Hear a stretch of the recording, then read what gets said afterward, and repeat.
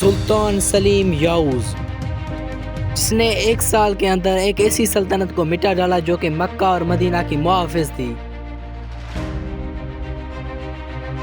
لیکن کیسے اس نے سالوں پرانی مملوک سلطنت کو خاک میں ملا ڈالا؟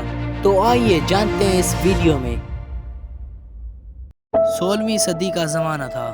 عثمانی سلطنت اپنے اندر ایک ایسے طوفان سے گزر رہی تھی جہاں تخت صرف باپ کا نہیں یعنی سلطان کا نہیں بلکہ زندہ رہنے والے شہزادے کا ہوتا تھا۔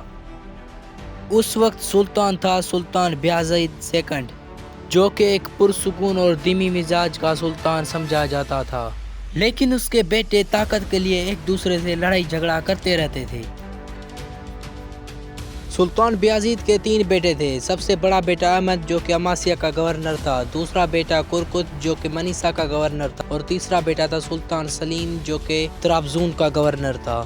اور سلطان بایزید کا سب سے پیارا بیٹا تھا شہزادہ احمد اور شہزادہ کرکت، اور وہ شہزادہ سلیم کو زیادہ پسند نہیں کرتے تھے۔ یہ تینوں شہزادے اپنے اپنے علاقوں پر حکومت کر رہے تھے، لیکن سب کی نظریں استنبول کے تخت پر تھی۔ شہزادہ سلیم کو ایک سخت مزاج اور ایک جنگجو سمجھا جاتا تھا، اور اسے یہ سمجھ آ گیا تھا کہ اگر تھوڑی بھی دیر ہوگی تو تخت اس کے ہاتھوں سے چلا جائے گا۔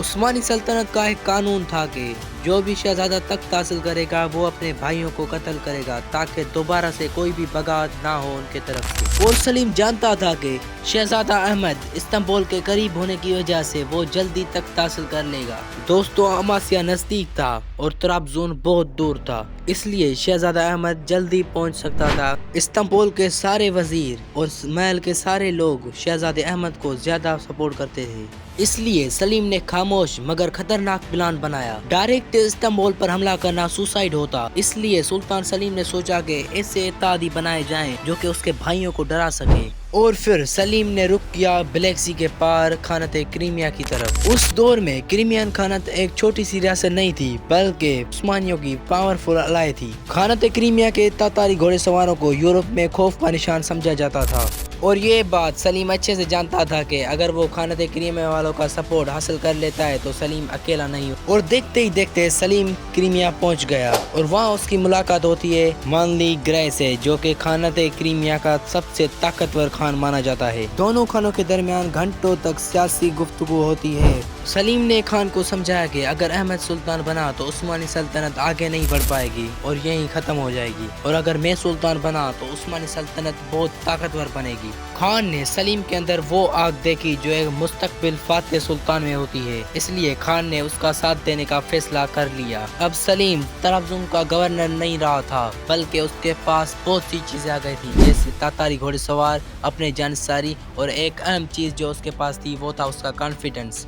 1511 عیسوی میں سلیم نے اپنی طاقت دکھانے کا فیصلہ کر لیا تھا اور وہ رومیلے کی طرف بڑھنے لگا۔ یہ ڈائریکٹ ریبلشن کا سگنل تھا، پورا استنبول ہل گیا تھا، اور سلطان بایزید صدمے میں تھا کہ کیسے اس کا خود کا بیٹا اس کے خلاف طاقت دکھا رہا ہے۔